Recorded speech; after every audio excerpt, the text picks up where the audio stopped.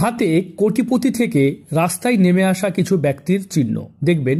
হাতে কোটিপতি হাতে কি থাকে, জন্মসূত্রে অনেকে কোটিপতি ফ্যামিলি জন্ম নেয়, কোটিপতি হয়ে জন্ম নেয়, কিন্তু রবি রেখা যদি কারো ঠিক না থাকে, বুঝতে পারছেন, রবি রেখা ঠিক নেই, তার মানে সে কর্ম করবে না, সে কাজ করবে না, সে ঘরে বসে বসে বাপের হোটেলে খাবে। এরকম কন্ডিশনে কি হবে, কোটিপতি মানুষও কিন্তু রাস্তার ভিখারি হয়ে যেতে পারে, কারণ রবি রেখা দেখতে পাচ্ছি কোনো রকম তার চেষ্টা এফোর্ট নাই।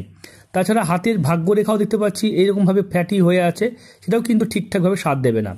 এবং তার যে শনির ক্ষেত্রে এই আড়ি রেখা, এবং তিনি কোনো নেশা করেন না, কিন্তু কি হয়, কোনো কর্ম করেন না, কুড়ে বাড়িতে বসে থেকে হয় না, এক একজন এরকম থাকে, লক্ষ্য করে দেখবেন আপনাদের সমাজে আপনাদের আশেপাশে এরকম পাবেন। তো এরকম মানুষরা কিন্তু কোটিপতি ফ্যামিলিতে জন্মগ্রহণ করেও, কিন্তু ভালো স্বাস্থ্য শিক্ষা গ্রহণ করেও কুড়ে আর অলস হওয়ার কারণে জীবনে কিন্তু দুর্ভাগ্যে তাদের ভাগ্য রূপান্তর হয়। তাই যে কোনো ক্ষেত্রে কর্ম করুন, নিষ্ঠার সাথে কর্ম করুন, কর্মর বাইরে কিচ্ছু হয় না।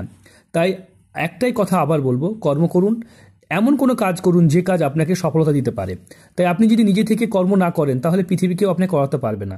তাহলে কি করা উচিত, অবশ্যই নিজের ইচ্ছা শক্তিকে বৃদ্ধি করে ভালো কোনো কাজ করা উচিত নিষ্ঠার সাথে।